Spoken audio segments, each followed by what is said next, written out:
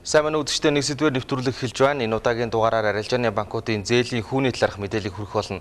Дэлхийн банкнаас өндөр хүүтэй зээл олгодог арилжааны банктай улс орнуудыг жагсаахад Монгол улс ихний хорд багтсан байна. Дэлхийн 188 орны банк санхүүгийн байгууллагуудын дунд судалгаа явуулахад хамгийн өндөр хүүтэй зээл олгодог арилжааны банктай 20 орны нэгээр Монгол улс нэрлэгдсэн байна. Судлаачид хит өндөр хүүтэй банкны зээлийг мүжилгийн системийн нэг хэлбэр гэдгийг анхааруулдаг. Тэгвэл Монгол улсад үйл ажиллагаа явуулж байгаа арилжааны банкуудын зээлийн дундаж хүү 19% байгаа юм. Цалингийн тэтгэврийн бизнесийн зэрэг арилжааны банкудаас гаргаж байгаа бүх төрлийн зээлийн дундаж хүү хит өндөр байгааг эдийн засгчид хэлж байна. Арилжааны банкуудын зээлийн хүү дунджаар 19 байгаа хэдий ч гэсэндээ энэ бол том банкуд юм уу эсвэл том аж ахуй нэгжүүд одоо томоохон аж ахуй нэгжүүдийн олон улсаас авсан 10-11% зээлүүдийг оруулж хэлж байгаа. Нийт ард иргэд дээр очиж байгаа зээл буюу жижиглэнгийн зээл. Тэр зээл бол дундаж хүү бол 27% байгаа. Одоо зарим банкных бол бүр 34% байгаа жилийн хүү. Тэгэхээр манжийн үед бол жилийн хүү одоо жилдээ 21% байсан. Манжийн үеийн жилийн хүү. Тэгвэл өнөөдөр Монголд мөнгө асар үнэтэй байна л гэсэн үг.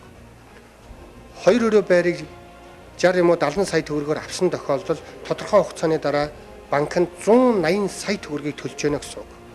2 өрөө байр авахын тулд 6 өрөө байрны мөнгө төлдөг ийм мөнгө хүлээлтийн систем Монголд байна л гэсэн. 188 гаруй одоо улсын дунд хийсэн судалгаа байна. Олон улсын валютын сан Дэлхийн банкны. Тэгээ энэ 188 улсын энэ судалгаа улсыг одоо банкны зээлийн хүүгийн ингээд бие сарчуулаад үзлээ. Гэтэл энэ дотор бол ердөө нэг 12 улс л 20-с дээш хувийн зээлийн хүүтэй байгаа. Тэгэхээр мэдээж энд нь бол Африкийн одоо нэг ганц 2 улс ба Мадагаскар, Малави гэх мэт энэ арлын үргэлж дайн байлдаантай байдаг тийм колони улсууд байна. Дээрээс нь Аргентин мэтийн дампуурсан улсууд байна. За үүний нэг нь мэдээж эднэртээ энэ зэрэгцээд Монгол улсын банкны зээлийн хөв бол ийм өндөр байгаа юм.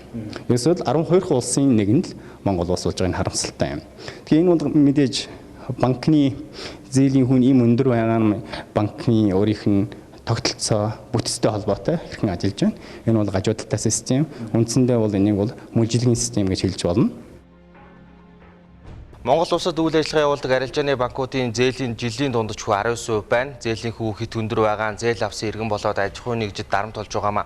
Арилжааны банкнаас 19% хүүтэй зээл авсан компани зээлээ төлөхөөс гадна ашигтай ажиллах боломж жижиг эдийн засгт манайх шиг улсын хувьд тун бага. Харин нөгөө талдаа мүжлэгэн гэж болохоор өндөр хүүтэй зээл олгогч банкны салбар хамгийн өндөр ашигтай ажиллаж байгаад эргэж шүүмжлэлтэй хандж байна. Би бодохдоо бол тэр 90-ад оны замбраагүйтэл янз бүрийн улсын мөнгөийг шамшигтуулсан, холигдсон цаад улсууд нөхгүй энэ юмнаас энэ банкнуудыг хаширсан юм шиг гэж боддог шүү. Маш олон цензур тавьдаг, барьцаа тавьдаг, итгэдэггүй иргэндээ. Тэгээд бид нар бас өөрөөдөө бас итгэхгүй шүү. Шулж байгаа, мүлжиж байгаа гэдэг. Гэтэл банкны ажилд санаа ямар ч байгаа бас мэдэхгүй. Энэ ерөөсөө би бол ингэж боддог байхгүй юу.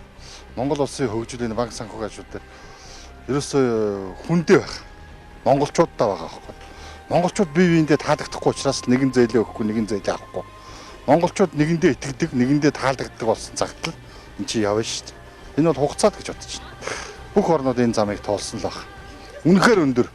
Янз бүрийн юм шаардчихдаг. Ямар ч зээл авах болцоогүй болчихдог байхгүй сүултээ.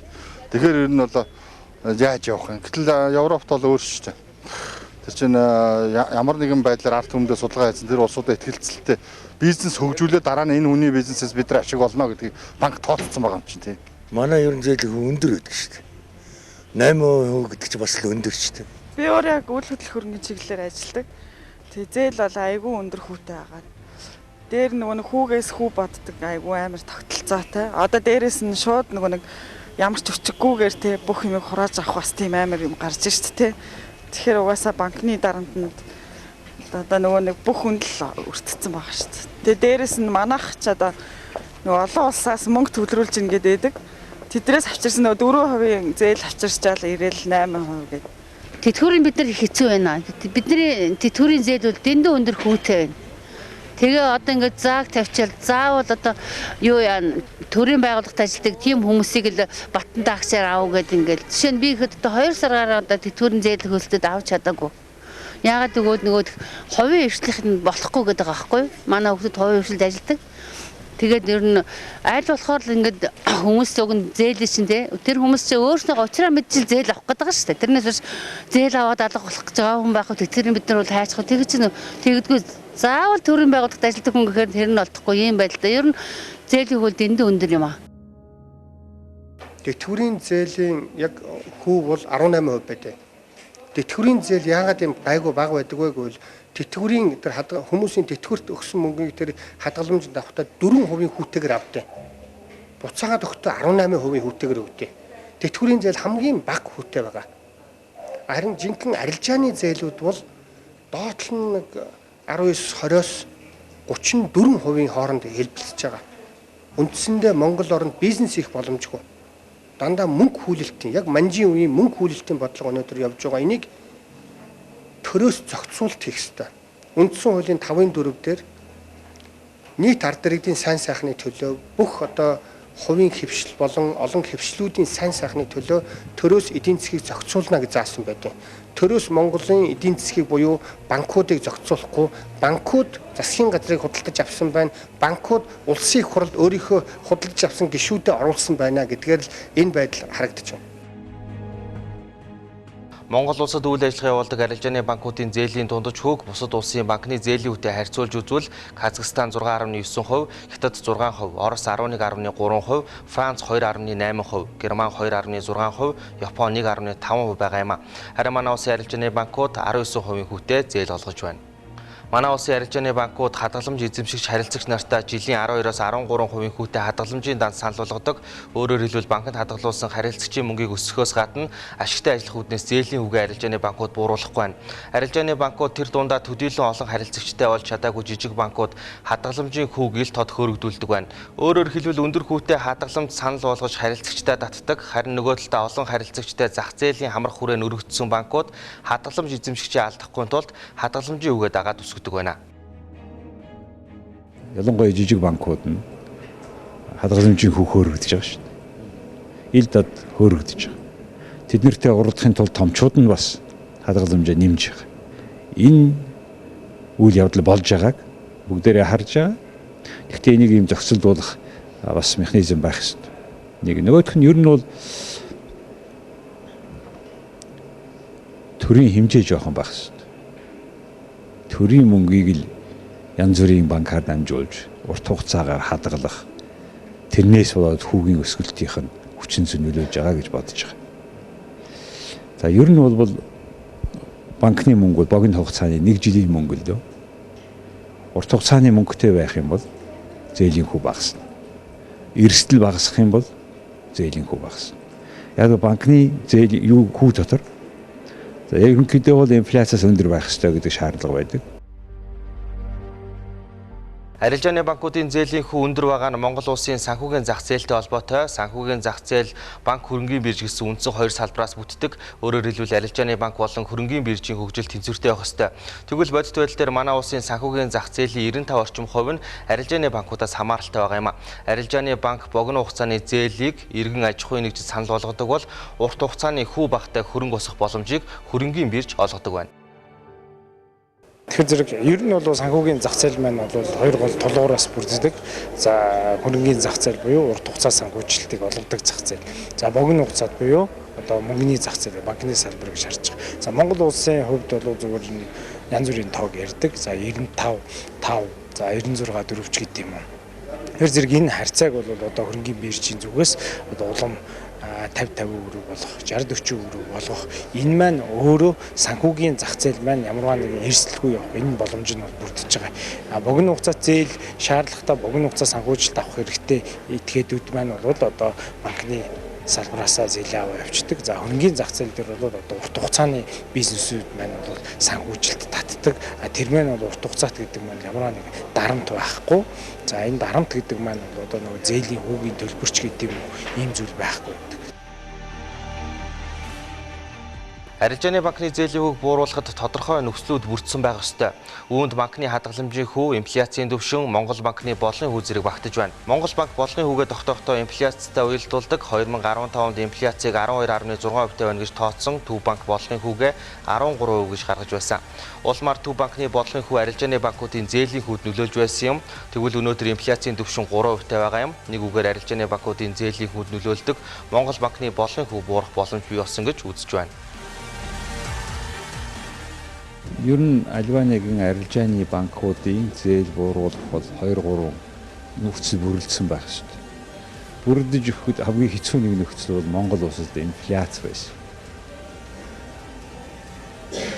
2015 оны 1 сард Монгол банкны бодлогын зөвлөл хуралдаад ерөнхийлөгчийн шийдвэрээр инфляц 12.6 байна. Тийм учраас бид 13% дээр бодлогын хүүгээ барьнаа. 13% бодлогын хүүтэй явж ирсэн. Өнөөдөр инфляц 3% орчим болчлоо. Хэрвээ тэр логикийг дагах юм бол бодлогын хүү 4-5% юм уу? За ядаж нэг оронд болов гэж найдаж байна. Бодлогын хүү тийм жижиг болмогс банкуд ямар нэг хэмжээгээр зээл өгөх тийм шаардлагад орчихно.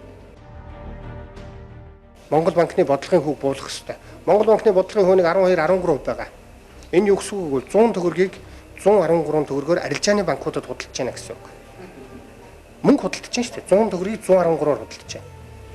Арилжааны банкуд нь 100 төгрөгийг жирийн ард иргэдэд 120 төгрөгөөр дунджаар худалдаж байна. Мөн ийм үнэтэй байгаа тохиолдолд хүмүүс бизнес хийхэд зарж байгаа бүтээгдэхүүн болгон дээр 20 төгрөг нэмж зарж ээж ашиг алдагдлын тэнцэл гарч ирнэ. Энэ бол Монголын бизнес эрхлэгчдийг инфляцид өртүүлж байгаа. Нийт лангуу болон жижиг дунд үйлдвэрлэгчдийн бараг 80-90% зээлтэй байгаа. Тэд бүгдөө жилийн доотлол нь 20% хүүтэй зээл авч байгаа. Яаж Монголын инфляц тэгвэл 15-аас доош буух юм бэ? Ийм байдалтай байгаа тохиолдолд бол Монголын банкны тогтолцоог ломбардын тогтолцооноос нь салгаж мөнгөний эргэлт тийм ээ зах зээлийн тэлэлт худалдан авалтын багтаамж дээр нь зориулж зээл өгдөг энэ банкныхын тогтолцоор нь л оруулмаар байгаа юм. Энэ бол гаргалгаа. Бодлогын хуу 13-тай гэтэл бол хадгаламжийн хүү чинь 15, 16, 18 тий одоо зарим бүр 20% хадгаламжийн хүү гар зарлж штэ. За гэтэл зээлийн хүү чинь 18-аас 21 гэдэг ингээс иймэрхүү хэмжээтэй байна тийм ээ. Гол зүйл бол инфляц өөрөө 2.1-ээс 2.9% үндсэндээ 3 орчим хувь болчиход байна штэ. Тэгэхээр энэ олон хүүнүүд маань инфляцтай гол нь уягдж уйлдж явах хэрэгтэй юм л да. Гэтэл бол энэ оныг харахад бол Монгол банкныхан бол ер нь бол төсвийн алдагдлуулах жоох их гарчлаа. Бид нар бодлогын хөөгээ буруулж чадахгүй нэ гэсэн тайлбар тавьсан шүү дээ. За энэ маань юу харуулж байгаа гэх зэрэг бид үнэндээ бодлогын хөөгөөрөө энэ хөөнүүдийг одоо удирдах чадахгүй байгааг л харуулж байгаа. Ер нь бол ондын хувьд бол инфляц буудсан байхад бол бодлогын хөө буурах, үнэтэйгээ уялдаад хадгаламжийн болон зээлийн хөө буурах тэр нөхцөл нь одоо бүрэлдэжээд байна шүү дээ. Мэдээж хэрэг гэтэл бол Монгол банк бол эх онд бол инфляцийн зөвшөөрөг бас л 5-аас 7%-тай гэж 7-оос 9%-тай гэж бас ингэж тайлбарлаад байна шүү дээ.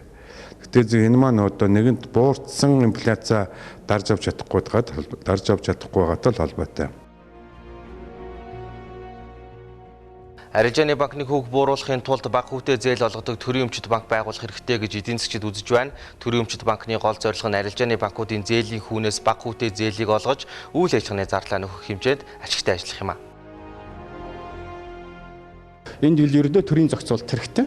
Төрийн зохицуулалт гэдэг маань бол төрд мэрэгжсэн хүмүүс байх хэрэгтэй. Мэрэгжсэн тийм үү? Авилгалд автаагүй яг мэрэгжлийн нам одоо тэ улс төрийн эсвэл олигархуудын бүлэглэлийн тавиурууд биш тийм хүмүүс гарч ирээд төрийн банк байгуулах хэрэгтэй. Төрийн банк гэдэг маань бид нар одоогийн төрийн банкыг ярьж байгаа юм биш шүү дээ. Яг одоо бизнесийн зах зээлийн дэмждэг, эдийн засгийг дэмждэг, эдийн засгийн бодлого эдийн засгийн хөгжлийн бодлоготойгоо уялдаатай бодлого явуулдаг улсын өмчийн банк гэж хэрэг хэрэгтэй. Тийм үү? Энэ улсын өмчийн банк бол зөвхөн ашигын төлөө ажиллахгүй байна шүү дээ. зөвхөн үйл ажиллагааныхаа зардлыг нөх хэмжээний ашиг хийгээд одоо үлдсэн орон зайд нь зээлийн хүүгээ бууруулж явна. Ийм туршлага байна. Ихэнх улс орнууд ингэж явдаг. Жишээ манай хөөш Казахстан, манай хөөш одоо Оросын холбооны улс, Хятад улс бүгдээрээ яг одоо төрийн банкнууд нь, улсын өмчийн банкнууд нь яг энэ зарчмаар ажилладаг учраас ашигын төлөө бус бизнесээ дэмжих зорилгоор ажилладаг учраас банкны зээлийн хүү тийм доор байлгаж чадж байгаа. Банкны зээлийн хүү ийм доор одоо жишээ нь 4-5% байна гэдэг маань энэ бол эдийн засгийн болоод улс орны хөгжлийн тулгуур үндэс болдог. Энийг хийхгүйгээр бид хичнээн зээл, оюу толгойн зээл аваа, хичнээн гадаад хөрөнгө оруулалт ч гэнэ орж иж байгаа хэсэг мэддэхгүй тийм олон зүйлээ яриад тэгээд энэ бүх энэ эдийн засгийн уналтын өөрсдийн бодлогын алдаанаас улсан энэ уналтын бүтлгүүтлэн дандаа бусд руу чихэж, тогтолцоо руу чихэж, тогтолцоо болохгүй гэж тий? Энэ бол ерөөсөө тийм харт технологи буруу арга юм аа. Тэгээ бусдад буруугаа чихэх өөрийн бүтлгүүтлийг одоо тогтолцоо руу үндсэн хууль руу чихэх энэ бол ерөөсөө энэ харт технологи юм байна. Тэгэхээр энэ харт технологиос хамгийн түрүүнд салах ёстой. Улсын өмчийн банк байгуулагдах ёстой. Энэ банк нь эдийн засгээ дэмжих бодлогыг явуулах ёстой. Энэ төр засгийн бодлого тогтворгүй байна. Төр засаг нь өөрөө тогтворгүй байна. Хариуцлагагүй байна. Юм болгонд хуруу хамраа дүрж байна. Чөлөө төрсөлдөөнийг хааж байна. Тэгэхээр намын дарга нар нь, сай дарга нар нь бүгдээрээ бизнестэй байна. Энэ бүхнээс чинь болоод өршөлдөөн байхгүй юм чинь. Яаж энэ хүү урах юм бэ? Ер нь бол бизнесийн орчингод өөрчилж ийж энэ чөлөө төрсөлдөө нэмэгдэнэ.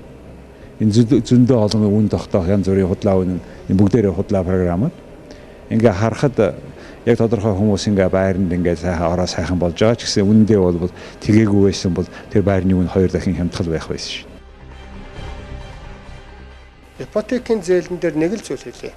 Одоо ойрын үед банк мөнгө хүлэгчид буюу их хурлаар оруулж ирж байгаа гол зүйл бол ипотекийн зээлийг өгөхийн тулд гэж барьцаалаад үл хөдлөх хөрөнгийн барьцааны тухай хуулинд өөрчлөлт оруулна гэж орж ирж байгаа. Тэр нь юу вэ гэвэл хашаа байшин газар байраа барьцаан тавиад зээл авах юм бол нэг өдөр зээлийн хүү хэтрэхэд одоо төлж чадахгүй нэг өдөр хэтрэхэд шууд хураалгана. Шууд банк үг дуугүй булааж авна гэдэг тийм хуулийн төсөл орж ирсэн байгаа. Ойрын үед энэ явна.